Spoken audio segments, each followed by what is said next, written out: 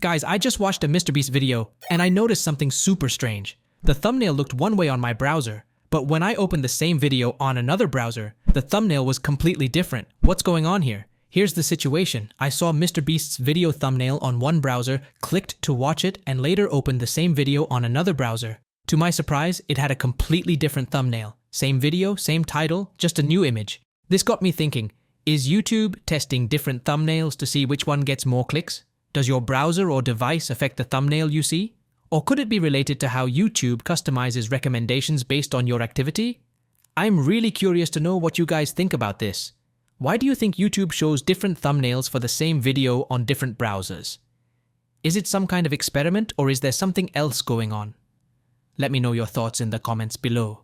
And hey, if you want to join me in figuring this out, make sure to like this video, subscribe and hit the bell icon so we can explore this mystery together in a future video.